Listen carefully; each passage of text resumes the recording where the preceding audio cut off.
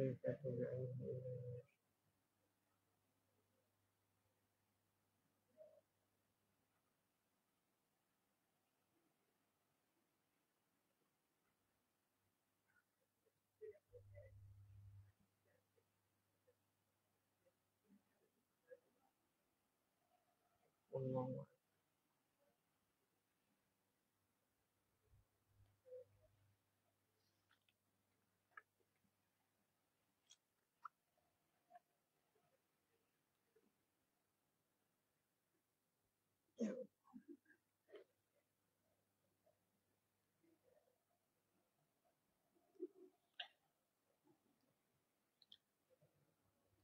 لا إله إلا الله محمد رسول الله صلى الله عليه وآله وصحبه وسلم.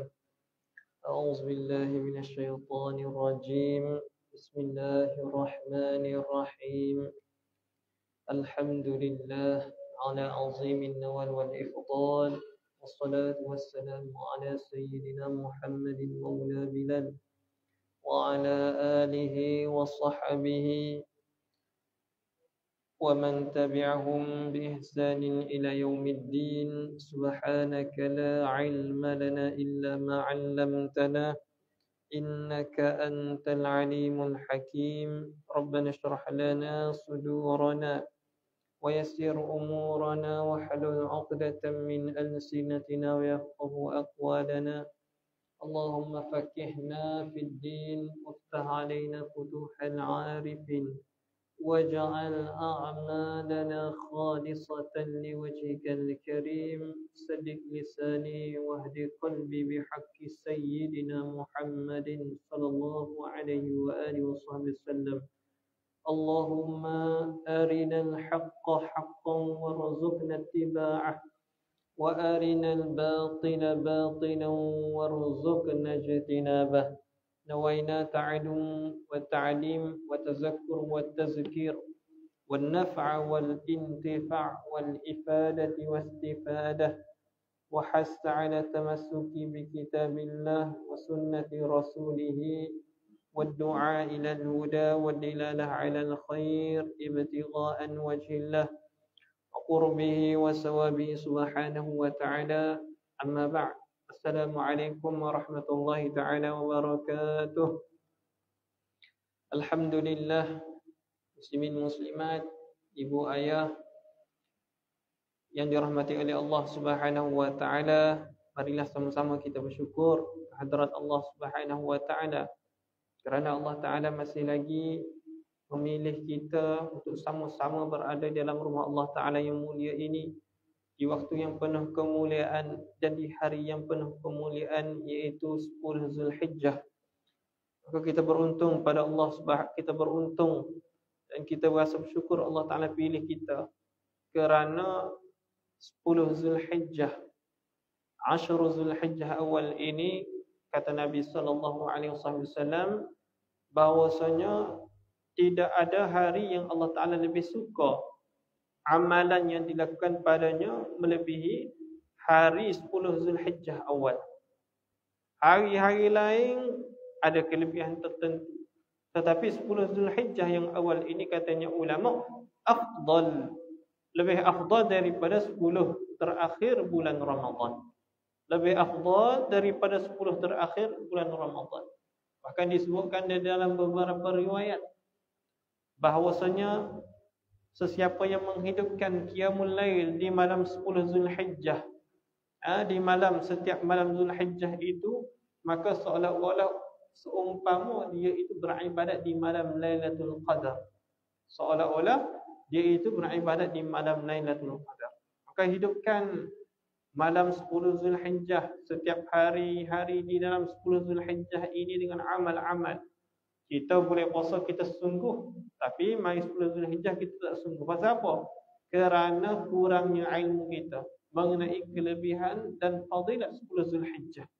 Bila kita tahu, maka kita beramal dengan apa yang kita tahu pada hari ini. Maka hidupkan qiyamul lail kita, hidupkan solat jemaah.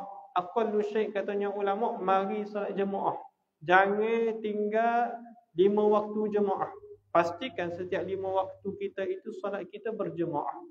Maka itulah katanya ulama, paling kurang kita menghidupkan 10 Zulhijjah. Hidupkan dengan solat jemaah.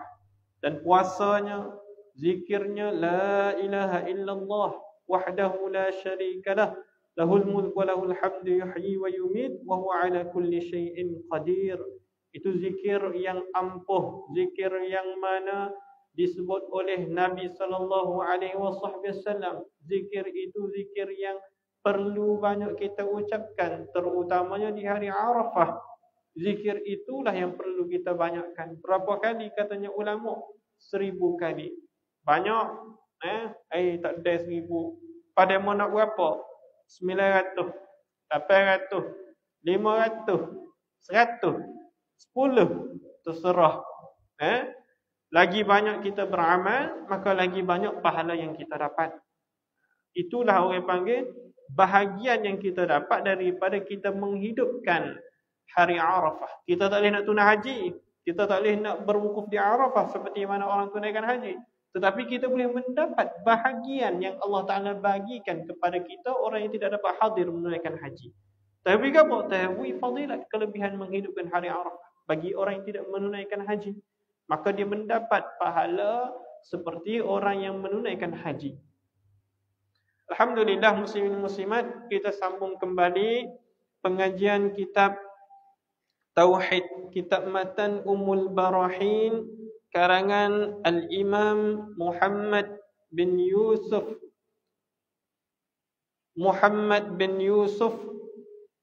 As-Sanusi rahimahullahu ta'ala wa nafa'ana bil ulumi fid darain amin ya rabbal alamin. Qala musannif summa muka surat yang kelima.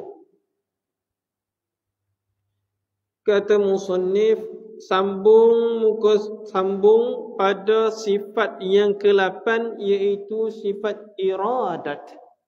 Sifat iradah. Kalau baca kok Melayu iradat, tapi kalau kita baca kok Arabnya iradah. Kalau kita matilah iradah. Tapi tulis kat sini iradat, iaitu berkehendak. Sifat berkehendak. Dan kita tengok, ambil balik semula. Summa yajibu lahu ta'ala sab'u sifatin tusamma sifatil ma'ani wa hiya al-qudrah wal iradah al-muta'alliqatani bi jami'il mumkinat. Dia kata kemudian wajib bagi Allah 7 sifat dinamakan sifat ma'ani, iaitu yang ketujuhnya iaitu sifat qudrah. Sifat qudrah kita telah terangkan sebelum ini. Apa maksud qudrah? Iaitu al-quwwah. Allah Ta'ala mempunyai kuasa. Allah Ta'ala yang menciptakan perkara baik, dan Allah Ta'ala juga yang menciptakan perkara buruk. Maka sifat berkuasa yang ada pada Allah Ta'ala itu ialah satu sifat yang takluknya ialah taksir. Sifat yang saling berhubung ialah sifat qudrah, sifat iradah, dia saling berhubung. Kerana qudrah itu dia tidak akan menciptakan sesuatu, melainkan apa? Ada di dalam iradah Allah Ta'ala. Ada yang dikatakan takhsis, yang dipilih oleh Allah Subhanahu wa Ta'ala. Tuhan pilih dah. Tuhan pilih Muhammad. Tuhan nak buat Muhammad. Maka bila ada iradah, keinginan Tuhan nak buat Muhammad, maka Tuhan jadikan Muhammad itu dengan sifat qudrah yang ada pada dirinya. Maka disebabkan itu, kalau kita tengok bahwasanya qudrah itu ialah takluknya, kerja qudrah itu apa? Kerja sifat kuasa yang ada pada Allah, iaitu menciptakan, memberi kesan kepada sesuatu. Dia yang beri kesan pada sesuatu. Dialah yang menciptakan sesuatu. Dialah yang menjadikan sesuatu. Kita ni, kita buat sesuatu ke tak? Tidak. Kita tidak dikatakan mencipta. Ialah kata Ambo kata, kita tidak dikatakan mencipta. Tetapi kita ini dipanggil apa? Musawwir. kita ini merupakan. Kita ni merupakan. Pasal apa? Kalau kata kita cipta, seseorang tu dia mengakulah, ambo hak cipta kereta. Ya ke dia mau cipta kereta? Tanya balik dia, ya ke dia mau cipta kereta? Ambo cipta kereta. Daripada hujung kereta ni hingga ke belakang kereta ni, ambo cipta. Ya ke dia mau cipta? Besi tu dia mau buat ke? Tidak. Besi tu ambo tidak buat. Tayar tu, getah tu dia mau buat ke? Hei, ambo tidak buat. Patu apa kerja kita? Merupakan. Kerja kita merupa benda tu. Asalnya benda metah, tetapi kita merupakan dia membentuk sebuah kereta. Kita merupakan dia membentuk komponen-komponen yang menjadi sebuah kereta. Jadi biar reti kita. Kita ni bukan mencipta, cuma kecek atas majazi. Kecek atas pinjaman. Ambo cipta kereta ni. Kecek atas pinjamannya, tapi hakikatnya bukan dia cipta. Asalnya Tuhan yang buat belakang KJL tu, bukan dia. Kita hanya merupa saja. Kita susun komponen tersebut yang asalnya semua perbuatan tersebut ialah daripada Allah Jalla Jalaluhu wa Ta'ala fil ula. Itu sifat berkuasa. Maka Tuhan buat hak baik dan Tuhan buat juga hak buruk. Kita kena faham. Setiap yang berlaku, sama ada benda tu comel, tak comel ke, sehingga katanya ulama nak kata benda tu tak comel, beruk ke, BABI ke, itu Allah Ta'ala hak buat belakang. Boleh kita kecek lagu tu. Tak apa kok Ustaz kita kata Tuhan cipta Tuhan cipta beruk dengan khinzir. Tuhan cipta beruk dengan babi. Boleh kok kita kata lagu tu? Boleh atas maqam muta'alim. Kalau kita nak mengajar tak apa. Tetapi kalau kita kecek saja-saja, buah-buah kedai kopi, Tuhan cipta beruk dengan babi. Pelik apa je? Hak tu katanya ulama haram kecek lagu tu. Pasal apa? Seolah-olah nak menghinakan Allah Subhanahu wa Ta'ala. Atas maqam ta'lim, maqam nak mengajar tak apa. Kalau kita mengajar, kita kecek Allah yang ciptakan beruk dengan babi. Itu tak apa. Tak ada masalah atas maqam mengajar. Cumanya jangan kecek lagu tu di kitah kedai kopi lah. Jangan kecek lagu tu saja-saja buat benda-benda saja nak makah orang ke tak. Asal kecek lagu tu. Itu perkataan tersebut haram kita kecek lagu tu. Tetapi boleh ke tak kita kata, apa yang baik itu daripada Allah dan apa yang buruk itu daripada kelemahan dirimu sendiri? Boleh tak kita kata? Hak baik Tuhan buat, hak buruk Tuhan tak buat. Itu daripada kelemahan diri kita sendiri. Boleh tak kita kecek lagu tu? Kalau ikut ceritanya, itu perkataan Mu'tazilah. Perkataan satu kelompok yang sesat. Habis tu sesat lah ustaz kecek lagu tu lepas mengajar. Ustaz bila mengajar dia kata apa yang baik itu daripada Allah Ta'ala, apa yang buruk itu daripada kelemahan diri hamba sendiri. Wallahu a'lam. Semua ustaz kecek lagu tu bila mengajar. Apa betul kau nak kecek lagu tu? Betul. Atas maqam apa? Atas maqam dia itu sebagai orang yang mengakui ada rasa insaf dalam diri dia. Tetapi perkataan itu tidak boleh dibuat i'tiqad. Perkataan tersebut tidak boleh dibuat i'tiqad. Kita tak boleh i'tiqad dalam hati kita kata apa? Hak baik Tuhan buat, hak buruk Tuhan tak buat. Seolah-olah kita kata kejahatan itu Allah Ta'ala tidak buat. Maksudnya Allah Ta'ala berkuasa pada hak baik, Tuhan tidak berkuasa pada benda buruk. Seolah-olah itu menunjukkan kekurangan pada sifat kudrah yang ada pada Allah Ta'ala. Maka itu tidak boleh. Jangan kita i'tiqad lagu tu. Hak buruk pun Tuhan buat, hak baik pun Allah Ta'ala buat. Biarlah kita berasa. Kita berasa apa?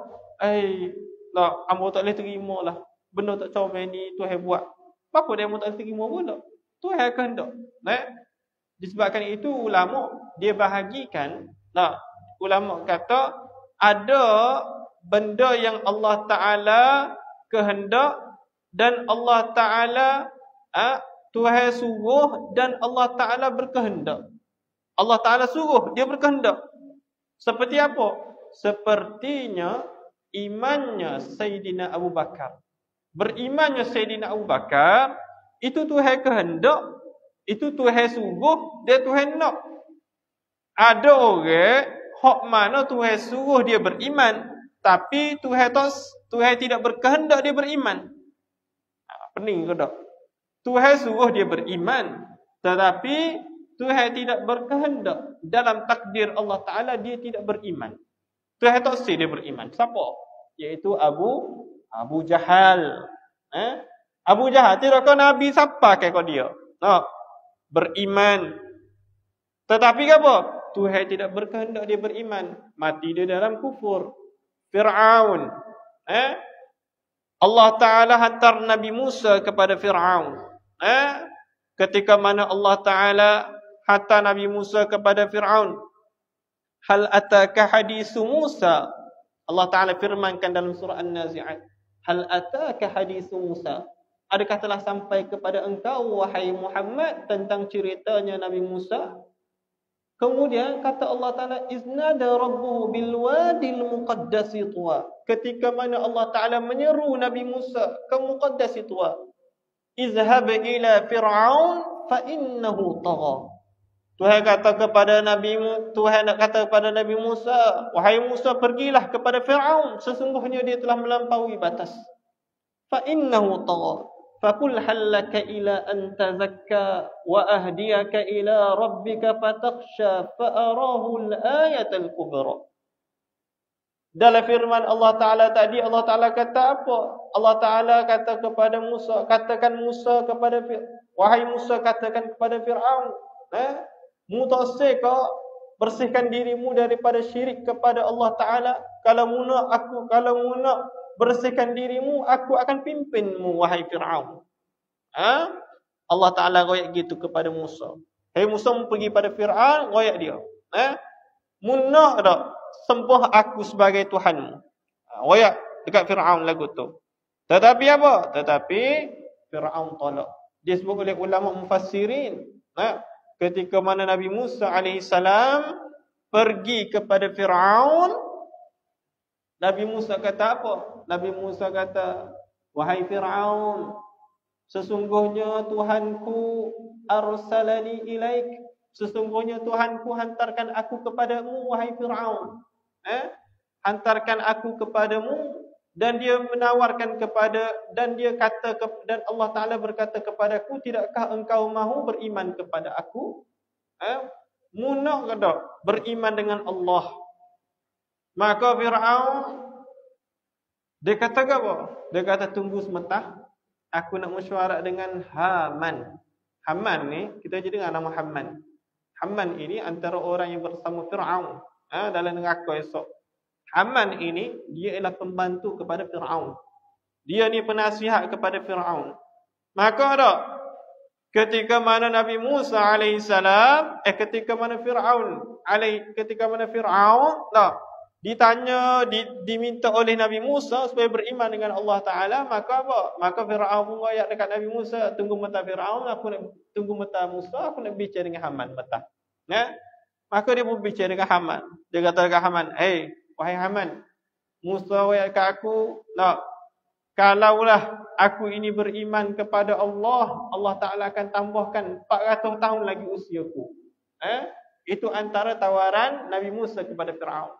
Sebab Tuhan kata kat Fir'aun, hey Musa, Tuhan kata kat Nabi Musa, hey Musa, katakan kepada Fir'aun, kalau mu nak hidup 400 tahun lagi, mu nak terus berkuasa 400 tahun lagi, mu beriman dengan aku Allah. Maka apa? Maka Fir'aun kata, boleh kira tawaran lagu tu. Lalu dia berjumpa mesyuarat dengan Haman.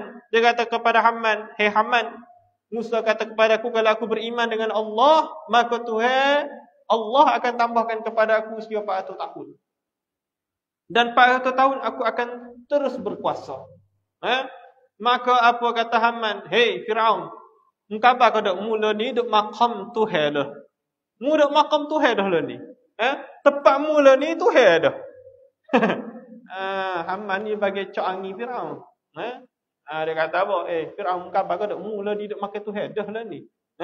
Bapa mu nak merendahkan dirimu jadi hamba Allah? Maka Firaun pun tubik daripada istana, dia seru habis rakyat dia.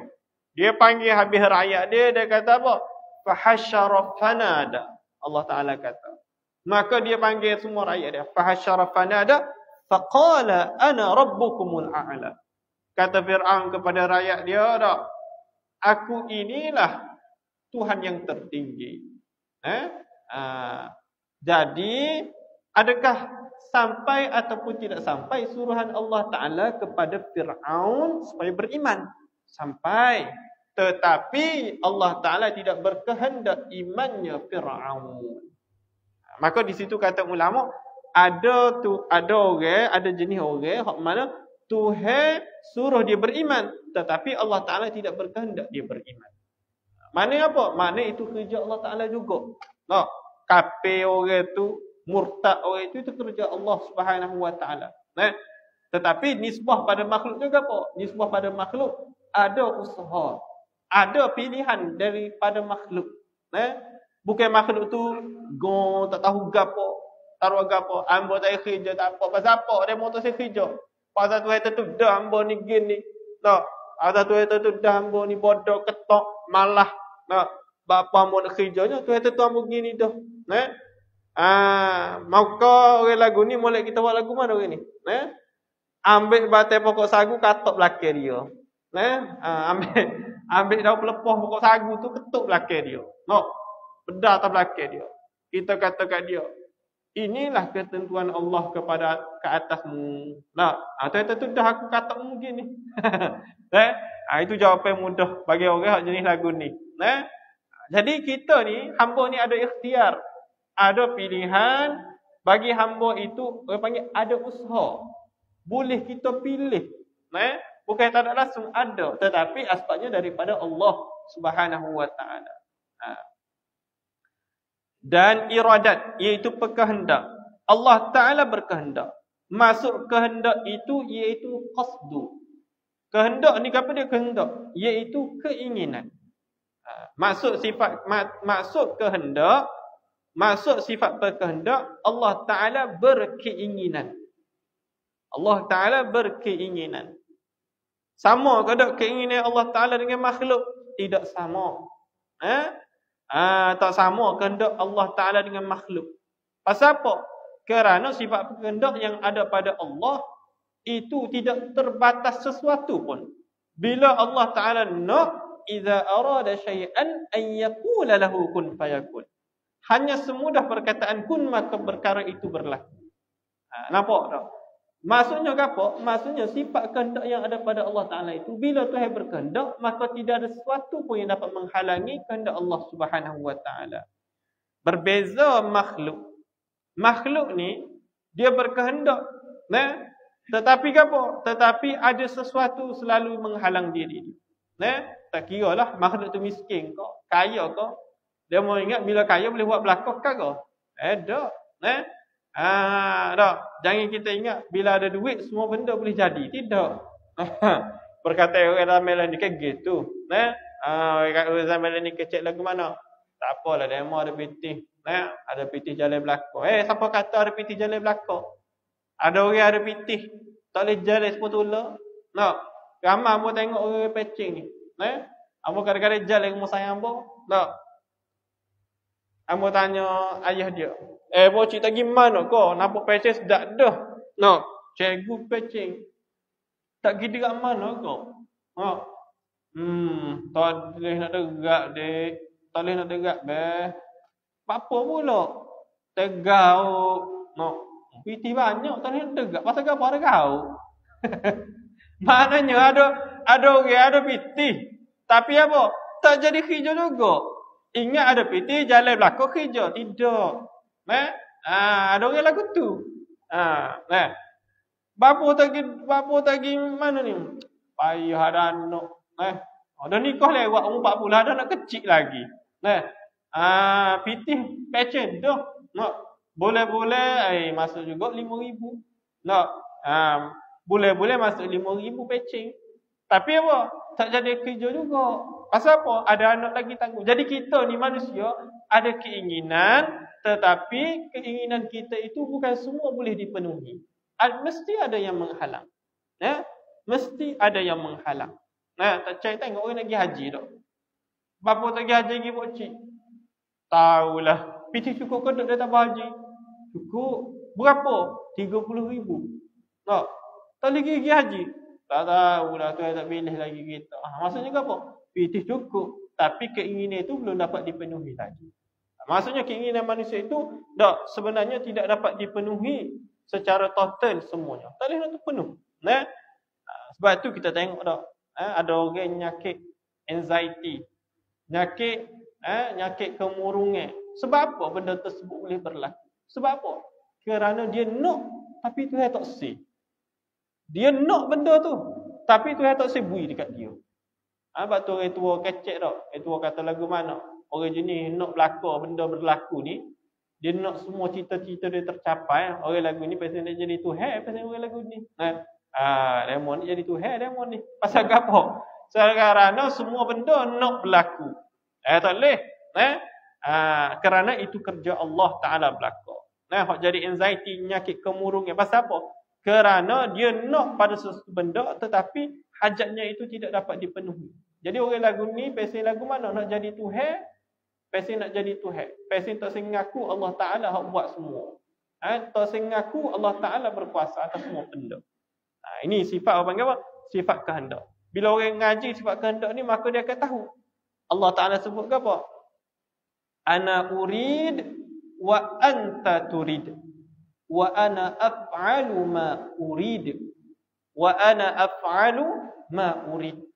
Kata Allah, aku nak, mu pun nak.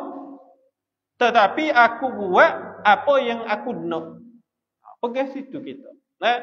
Gapo-gapo berlaku, baik buruk, kita buat plan habis tercomel dah. Plan habis comel kita buat. Tetapi kalau kehendak Tuhan, tak benda tu berlaku, maka tak jadi juga. Kalau orang beriman sungguh dengan sifat iradah yang ada pada Allah ni, maka dia tak akan kecek. Dia tak akan tubik daripada mulut dia kaifa, maza, tak. Dia tak akan tubik. Sesuatu perkataan yang menggambarkan, mempertikaikan. Bagaimana benda ni boleh berlaku? Tak. Apa benda ni boleh jadi gini?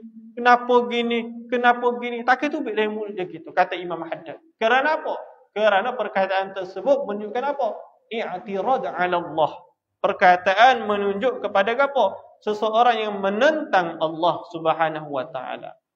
Jadi kita gapo-gapo dak ulama sufi diajar kepada kita supaya apa? Supaya jangan kita bila berlaku sesuatu perkara yang kita tidak ingini benda itu berlaku, jangan tubik apa benda itu berlaku. Tak.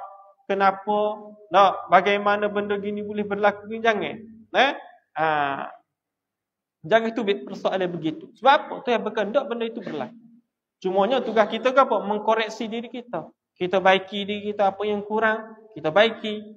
Itu kerja makhluk. Dan yang bertakluk keduanya dengan segala mungkinat benda yang harus. Maka sifat kehendak yang ada pada Allah Ta'ala ini dan sifat kudrah yang ada pada Allah Ta'ala ini, kedua-duanya bertakluk, yakni bekerja pada perkara yang mungkin. Apa maksud takluk? Takluk itu maksud dia bekerja. Sifat kehendak, belum ini kita telah sebutkan. Sifat kudrah, dia mencipta sesuatu yang mungkin. Tuhan buat sesuatu yang mungkin, iaitu sesuatu bukan wajib dan bukan mustahil. Dia buat sesuatu yang mungkin. Tuhan tidak buat sesuatu yang wajib dan Tuhan tidak buat sesuatu yang mustahil. Kita dah bahas sebelum ni tentang sifat kudrah. Takluk sifat kudrah, kerja dia pada apa? Pada perkara yang mungkin sahaja.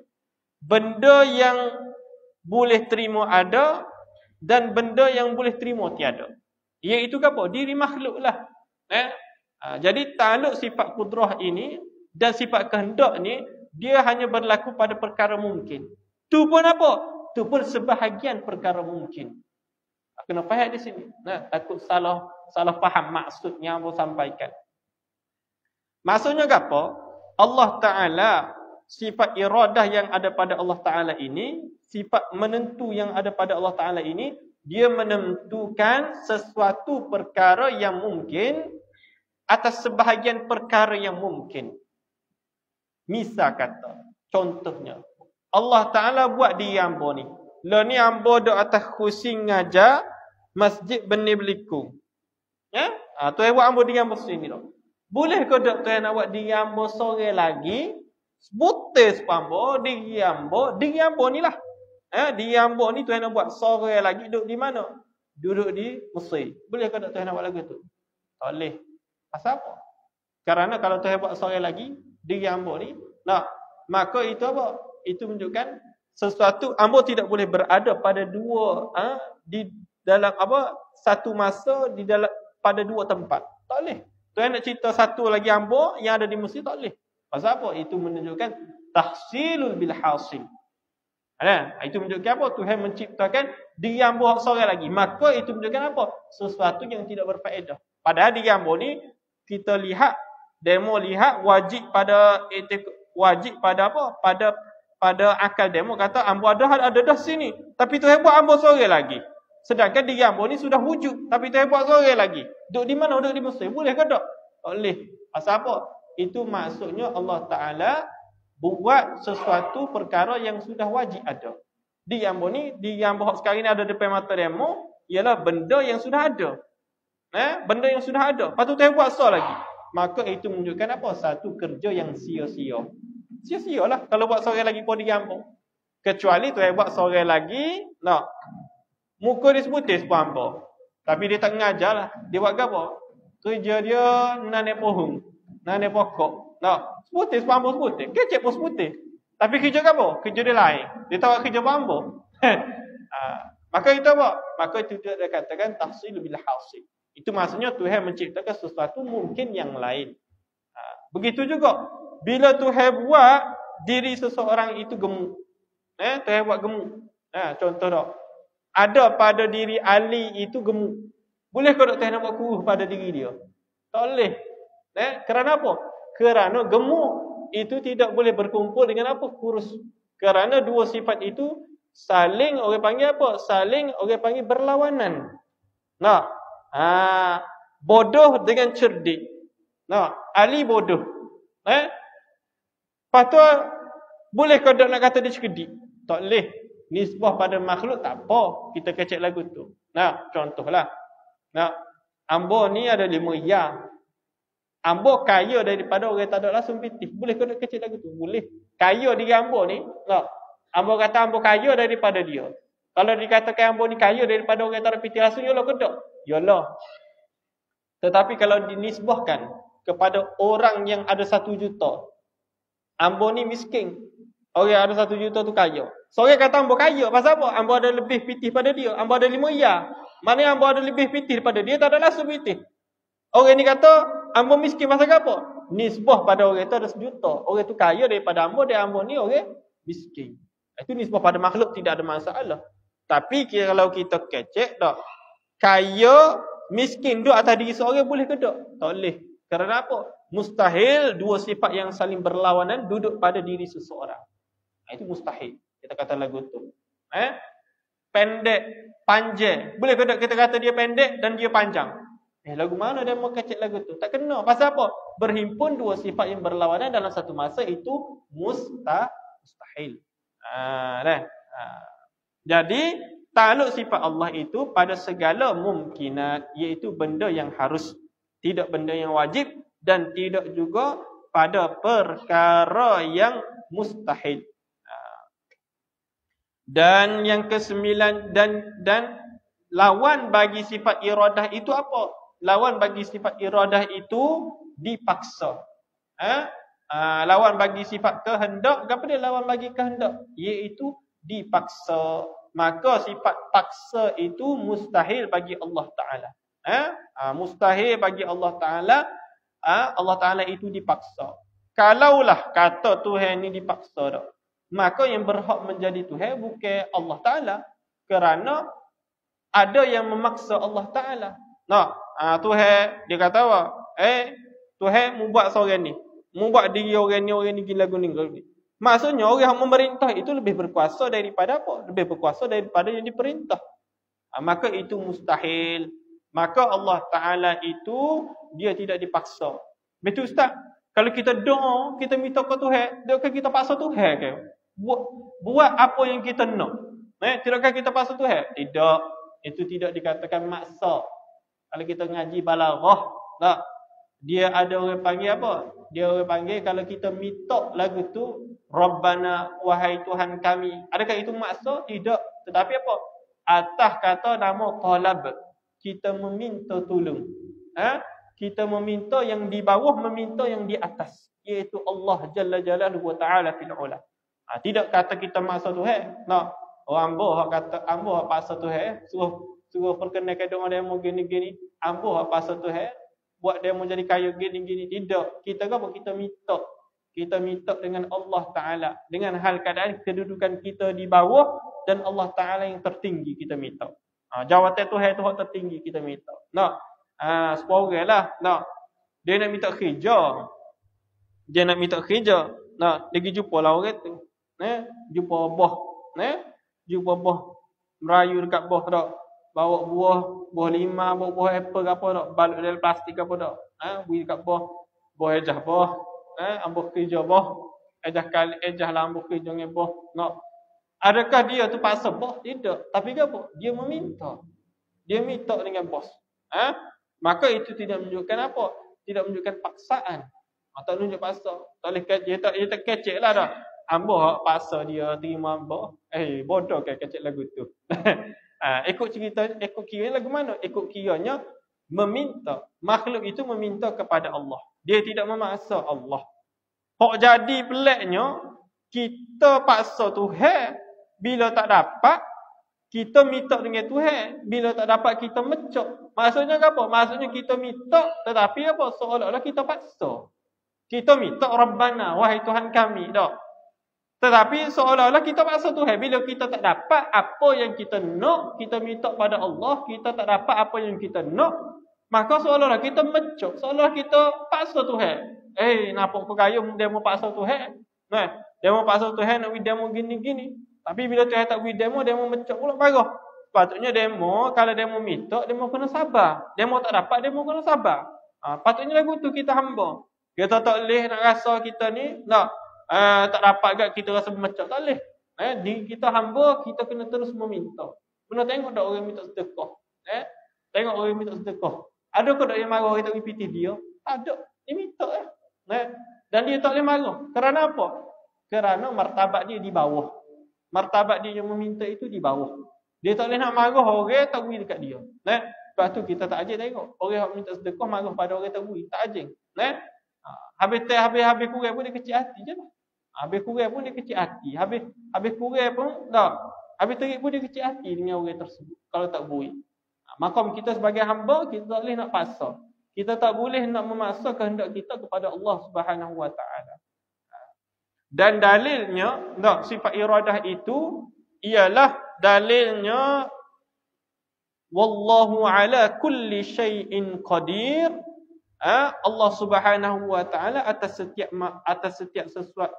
Wallahu idza arada syai'an an yaqula lahu kun fayakun.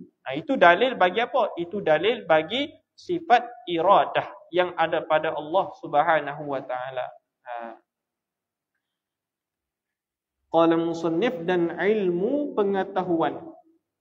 Dan ilmu dan wal ilmu muta'alliqu bi jami'il wajibati wal jaizati wal mustahilati wallahu a'lam wa ilmu atam. Insyaallah kita akan sambung sifat ilmu, iaitu sifat pengetahuan.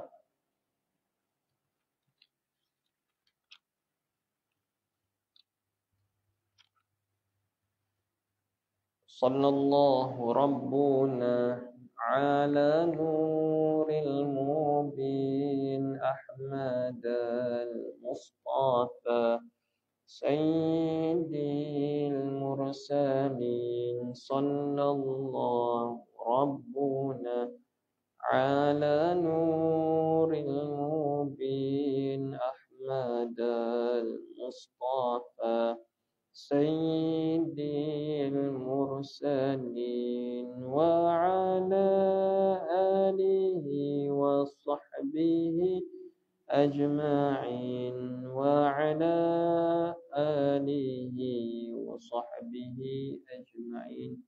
اللهم إنا نعوذ بك علم لا ينفع من قلب لا تخشع من نفس لا تشبع من وعين سجد وجودك لا أجود لا أجود ما صلى الله على سيدنا محمد وعلى الحمد لله رب